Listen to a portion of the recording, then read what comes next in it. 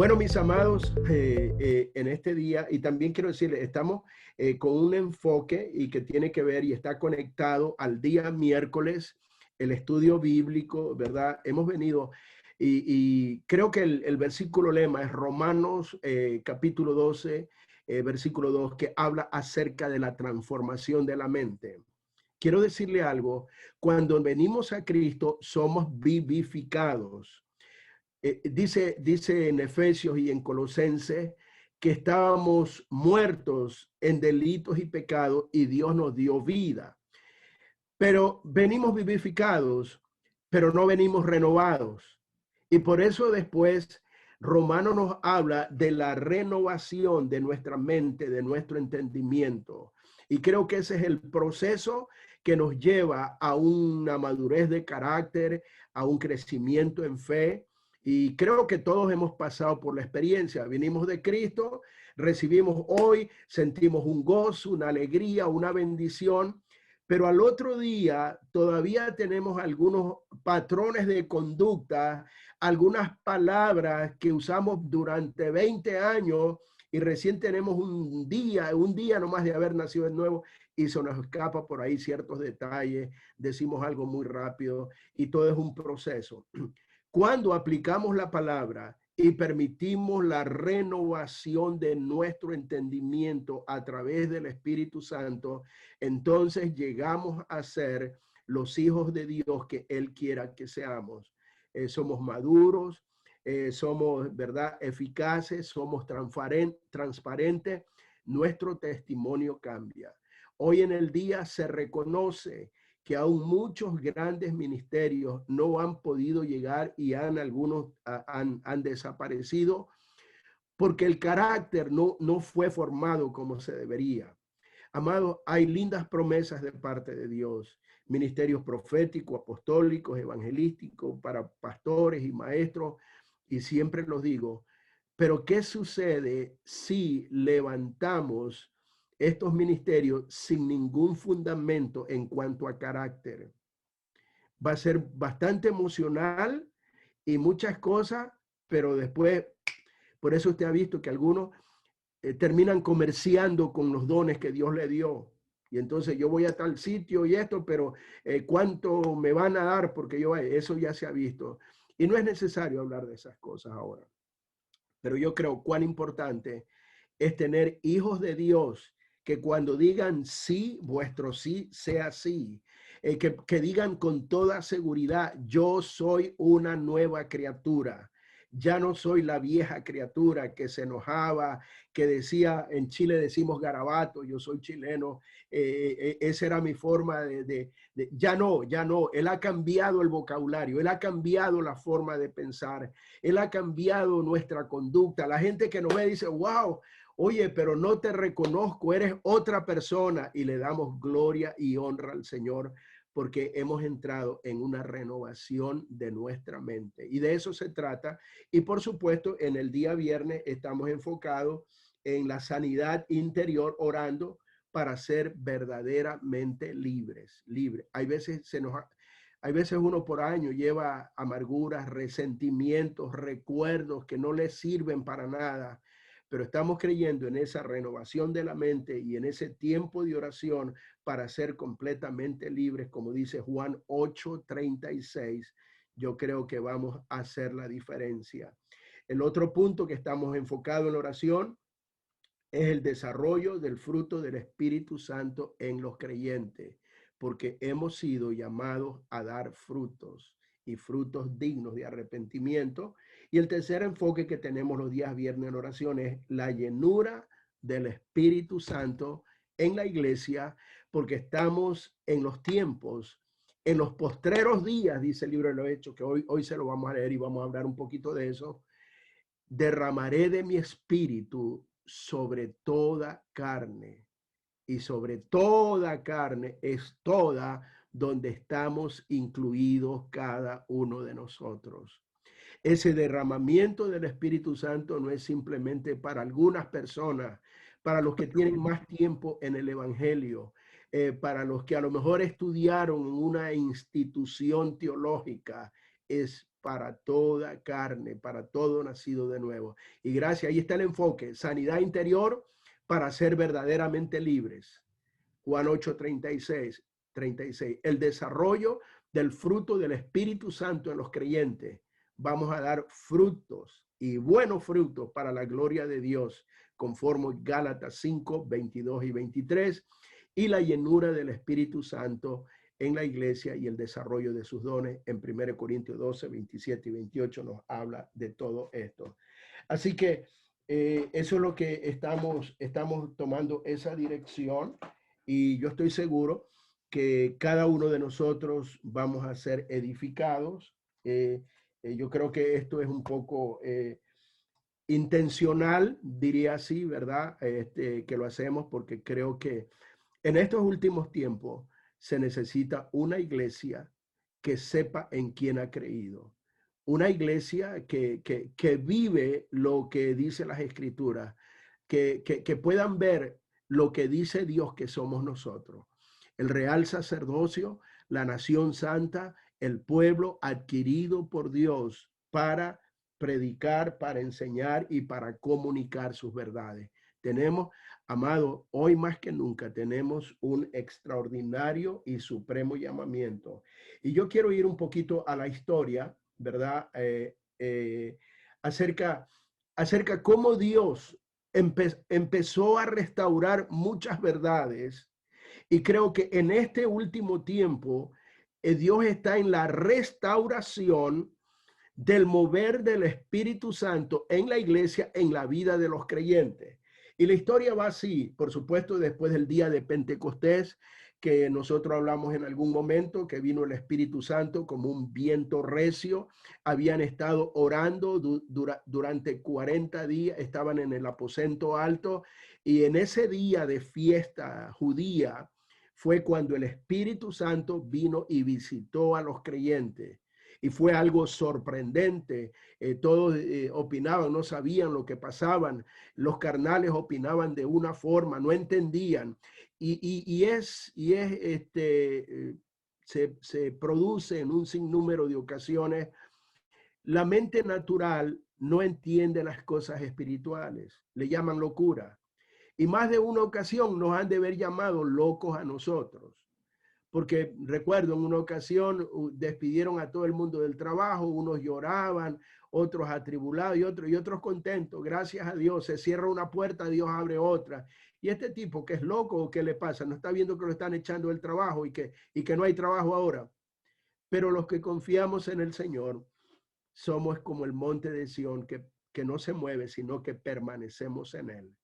Pero bueno, viene después del día de Pentecostés y nosotros vemos en la historia después de Pentecostés que en el siglo XV, en el 1500, Dios restaura lo que es la justificación por la fe. Y en ese fue el tiempo donde posiblemente ustedes deben haber escuchado en algún momento o conocen la historia, es cuando aparece Martín Lutero en Alemania, el que lidera la reforma, y ahí surge la palabra, porque a él lo vieron como que hizo una protesta, porque muchos si saben la historia de Martín Lutero, él estando en Roma, donde él estaba oficiando en su función de sacerdote, la idea de él fue ir al lugar donde estaba, diríamos así, el cuartel general. Él dijo, wow, era una pasión que tenía ese hombre por las cosas de Dios.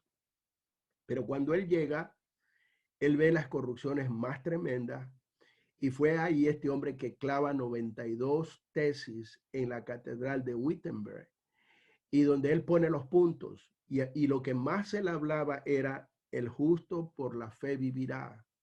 Él hablaba que la salvación no era por obra. Tú no puedes comprar la salvación. Tú por una limosna no puedes ser salvo. Tú no puedes por actos ganarte el cielo. No es por obras, dice la Biblia, para que ninguna se gloríe, porque este es un don de Dios. Ahora, como consecuencia de ser salvo, tenemos una sensibilidad, una compasión, y si vemos a algún necesitado, nosotros le ayudamos, pero no es que le ayudamos para ser salvo, o sea, no es de esa forma, no es por obra.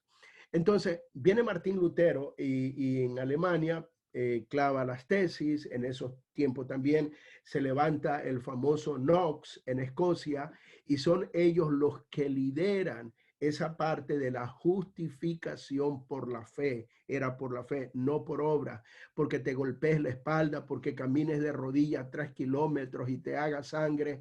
No se trataba de eso.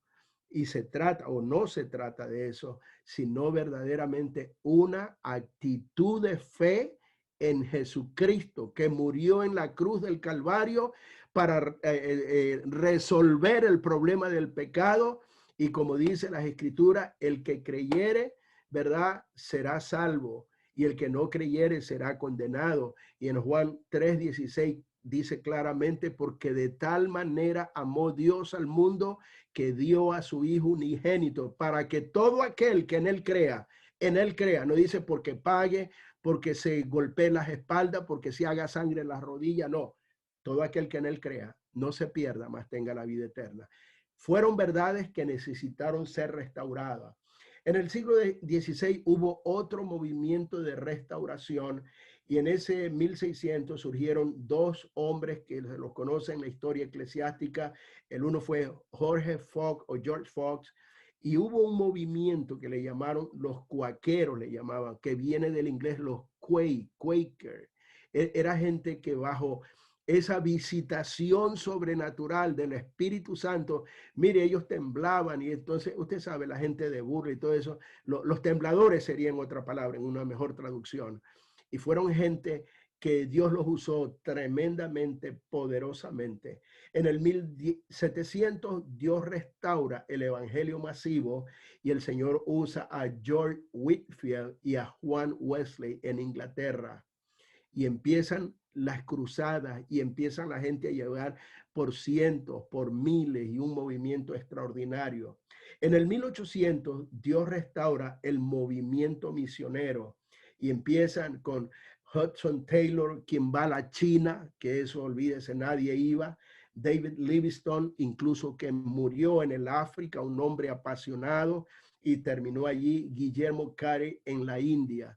Fueron los movimientos misioneros en el 1800 que se restauraron, y empezaron ellos a visitar los lugares más lejanos, solamente inspirados y movidos por el amor de Dios hacia las almas.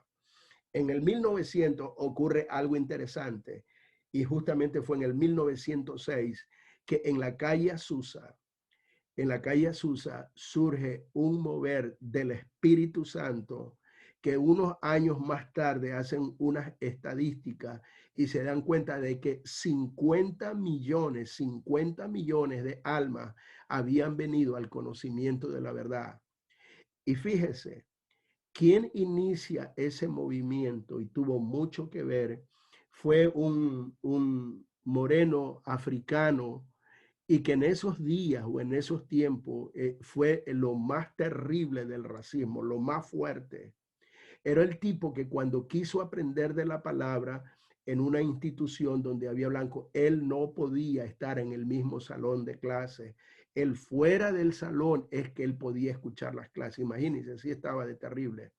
Pero a ese hombre, con esas características que cualquier persona lo hubiese desechado, Dios usa a ese hombre, y es lo que se llama, y en Google pueden buscar, el avivamiento de la calle Azusa en Los Ángeles, California. Un mover extraordinario, donde empieza Dios a bautizar con el Espíritu Santo a diferentes personas, y empieza un gran avivamiento.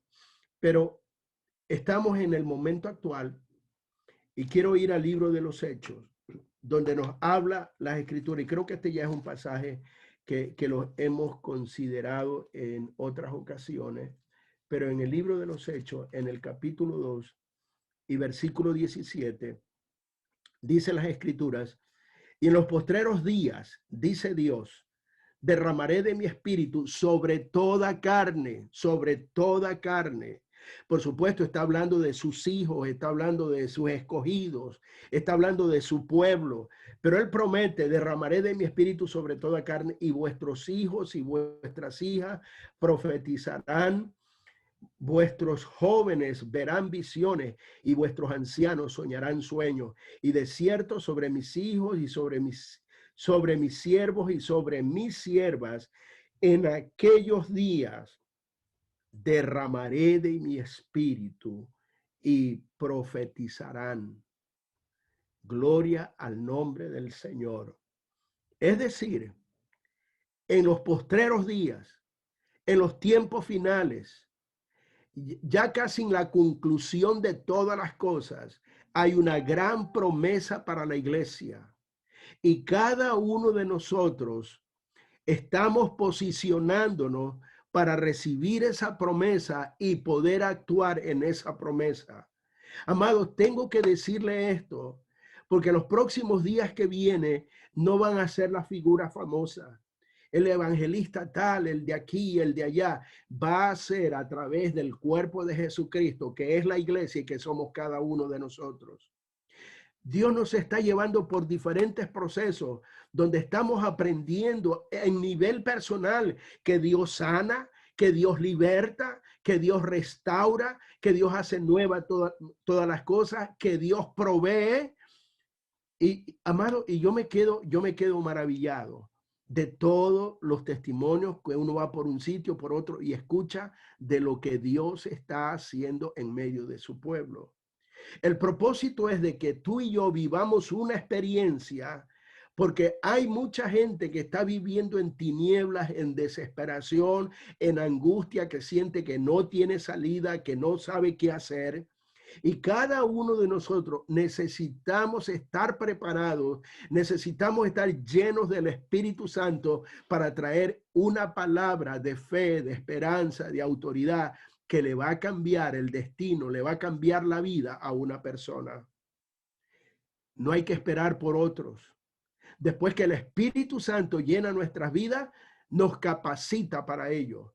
Después que la unción de Dios está sobre nosotros, tú no necesitas ser un teólogo. Tú lo que necesitas, tú y yo necesitamos es estar rendidos a la voluntad de nuestro Padre Celestial y decirle: Dios, dame más de ese Espíritu Santo, porque yo quiero hacer tu voluntad en estos días que se vuelven cada día más difíciles. Y yo meditaba el otro día en un par de cosas. Una, algunos de ustedes conocen o han escuchado del gran evangelista T.B. Joshua, que falleció así hace, creo que ya casi una semana.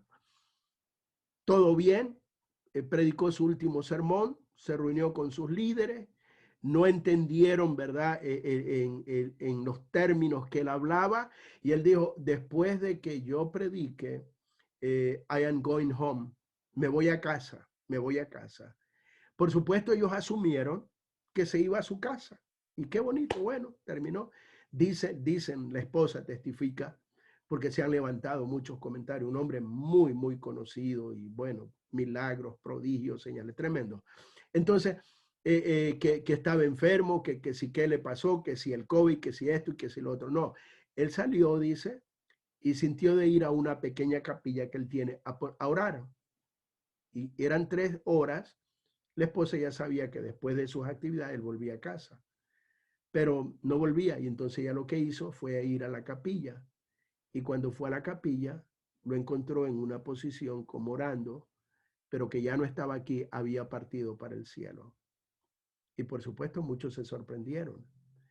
Y debido a eso, yo empecé a revisar en los últimos 10 años, cuando se revisa, ¿no? Está, por ejemplo, el gran evangelista Billy Graham, que ganó millones y millones de gente.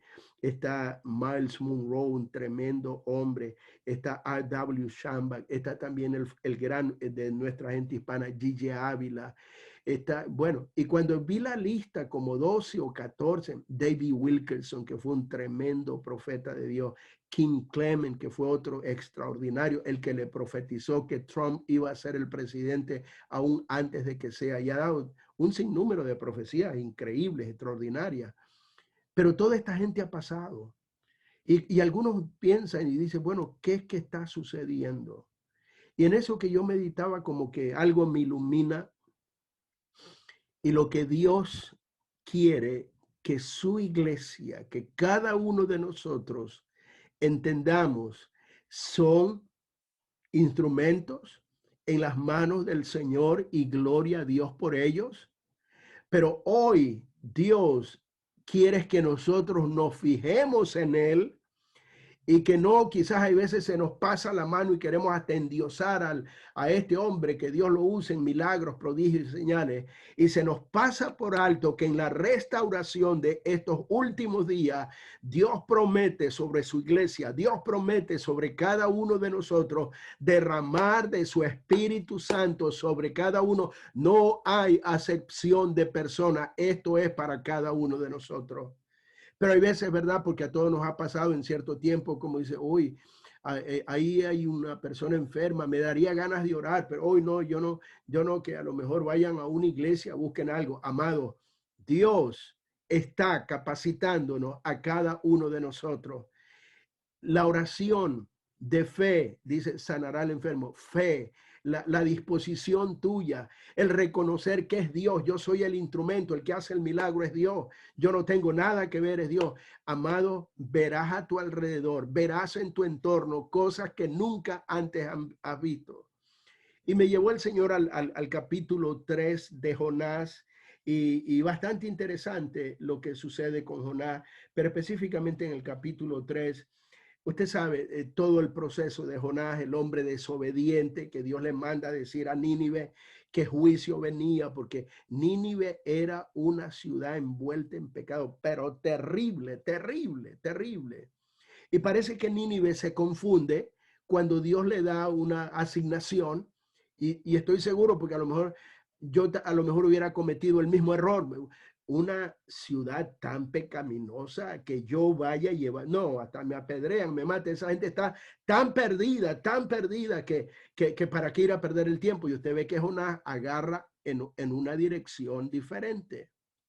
Pero hermano, si Dios dice que quiere hacer algo con nosotros, no te preocupes, que lo va a hacer. El desafío es grande hay veces, pero el Dios que nosotros tenemos es más grande que cualquier desafío. Y es la iglesia y es la restauración que Dios está haciendo en los últimos tiempos, porque esto no será de los grandes hombres, Dios los bendiga, todos los que Dios quiere usar, sino del cuerpo de Jesucristo, donde estamos cada uno de nosotros. Y usted ve que Jonás, cuando yo reviso, dice, wow, Jonás ha de haber venido. Cuando él regresa, después que la ballena lo lanza, lo escupe, después que Jonás se arrepiente porque está metido ahí, él dice era como el Seol metido dentro del vientre del pez, de un gran pez. Entonces Jonás viene y lo botan en Nínive, ahí andaba huyendo, se fue tan lejos para que después venga el pez y lo tire ahí mismo donde él tenía que estar, pero ya arrepentido, un Jonás diferente. Y el único mensaje que usted, ¿cuál fue el mensaje de Jonás? Y Jonás lo único que dice, que estuvo llevando el mensaje, he aquí que Nínive será destruida en 40 días, arrepentido. Y eso era todo lo que decía Jonás. No fue un teólogo, no fue profundo, no fue nada, un mensaje sencillo. Pero hermano, el mensaje sencillo, cuando tú estás inspirado y motivado y dirigido por el Espíritu Santo, es lo que va a hacer la gran diferencia.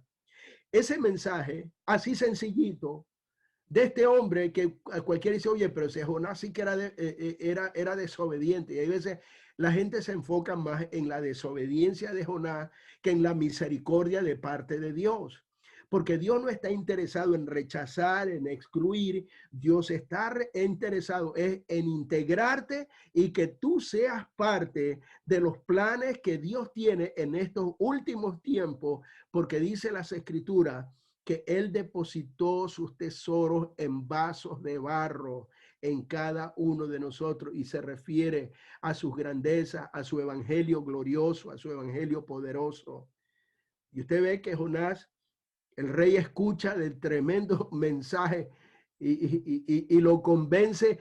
Yo creo en el corazón a este rey, que el rey viene y hace un edicto de parte de él y de toda su corte y dice, todo hombre y mujer y aún los animales que entren en ayuno y oración y silicio y se arrepientan. Y eso se hace por todo Nínive. Imagínense un pequeño mensaje. Dios es soberano y Dios pudo haberlo hecho sin que el hombre intervenga. Pero si vemos a través de la historia, todo lo que Dios ha hecho a favor de la humanidad ha sido a través de los seres humanos y ha sido a través de su iglesia y ha sido por aquellos que han respondido a su llamado. Y dice las escrituras, y le leo la parte final de lo que sucede con Jonás, con Nínive, y en el capítulo 3 y en el versículo 8, para cortar un poco, dice, si no, cúbranse de cilicio hombres y animales y clamen a Dios fuertemente y conviértase cada uno de su mal camino, de la rapiña que hay en sus manos. ¿Quién sabe si se volverá y se arrepentirá Dios y se apartará del ardor de su ira y no pereceremos? Y el versículo 10 es la respuesta de Dios a la actitud de toda esta gente. Y vio Dios lo que hicieron, que se convirtieron de su mal camino y se arrepintió del mal que había dicho que les haría y no los hizo. Y no los hizo. Se salvó toda una nación por un mensaje que un hombre lo tenía y que inicialmente lo estaba escondiendo, pero que finalmente obedece a Dios. El mensaje es corto, no es profundo. Si algún teólogo lo examina y dice, oye, y este mensaje, vaya, no le veo algo que me emocione, pero no son las palabras que diga alguien. Es el Espíritu Santo que guíe tus palabras. Es el Espíritu Santo que te dirija. Es que tú te dejes usar, que seas el vaso, que seas el instrumento, que seas el medio. Y amado, yo estoy completamente seguro que este es el tiempo de Dios. Es el tiempo de la visitación de parte de Dios, que nuestros corazones deben de estar abiertos. Y como leímos en el libro de los Hechos, en los postreros tiempos, Dios derramará de su espíritu sobre toda carne. Pero tú y yo tenemos que disponernos. Tú y yo tenemos que decirle, sí, Señor, aquí estoy, úsame. Amado, en Isaías en el capítulo 60 habla claramente cuando dice, levántate y resplandece porque ha llegado tu luz. Y habla, ¿verdad? En ese mismo, los próximos versículos, donde dice que tinieblas cubrirán la tierra, pero más sobre ti resplandecerá la luz. Y eso es lo que estamos viendo hoy en el día, que hay tinieblas que están cubriendo la tierra, pero que hay una promesa de parte de Dios para cada uno de nosotros, que habrá luz suficiente para llevar a los que están en tinieblas. Así que, mis amados, es el tiempo de acercarnos a Dios. Es el tiempo de decir, Espíritu Santo, lléname de tu presencia. Espíritu Santo, te necesito cada día más. Y tú vas a ver las palabras que salen, hasta tú te vas a quedar sorprendido. Las personas cómo responden, las cosas que suceden, los milagros que suceden. Y serás tan humilde para reconocer, esto no es que yo lo produzca. Gracias, Señor. Simplemente soy el instrumento. Porque mientras más humilde seas, más Dios te va a usar. Mientras más le des la gloria, la honra y el honor a Dios, serás un mejor instrumento para la gloria de su nombre. Así que, mis amados, dejamos los temores a un lado, dejamos las dudas a un lado y le decimos, Espíritu Santo, aquí estoy, lléname, úsame.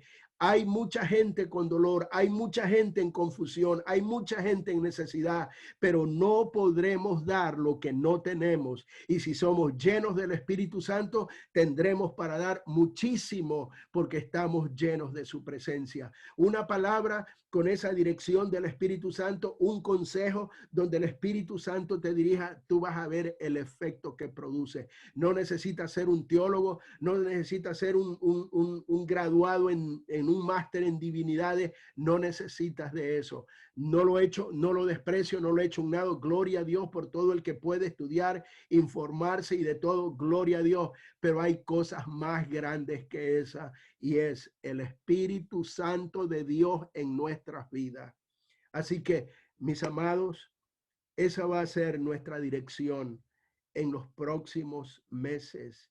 Una iglesia poderosa, una iglesia que se mueve bajo la dirección de su Santo Espíritu. Una iglesia que está dispuesta a ver la gloria y la presencia de Dios en medio de una nación que sucumbe en pecado, en delito, en tantas cosas que nosotros vemos. Pero tú tienes la respuesta siempre y cuando le digamos al Señor, aquí estamos, úsanos, queremos hacer tu voluntad, sabiendo que estamos en los últimos tiempos.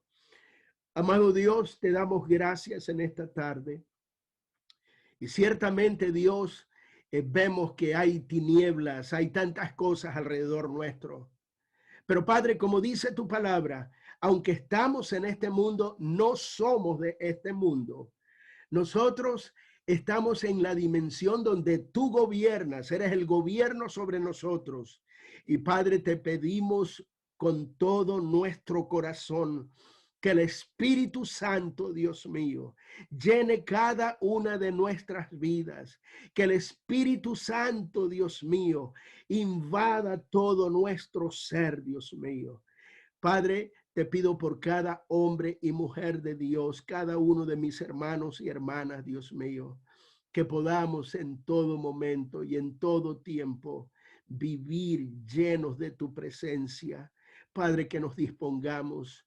Señor, no podremos ser eficaces como tú deseas y lo tienes planeado si no nos rendimos a la dirección de tu Santo Espíritu. Yo te pido, Padre, que empieces a provocar, Dios mío, un hambre como nunca antes, Dios mío. Háblales en sueño, en el silencio de la noche. Revélate, les muéstrales, acércate a cada uno de nosotros, Dios, para que estemos más conscientes de nuestras necesidades espirituales. Padre, gracias por todo lo que tú haces. A ti solamente te daremos toda la gloria, toda la honra y toda la alabanza en el nombre de Jesús. Amén y amén. Gloria a Dios, gloria a Dios. Dios me los bendiga y adelante, y recuerde que lo mejor está por venir.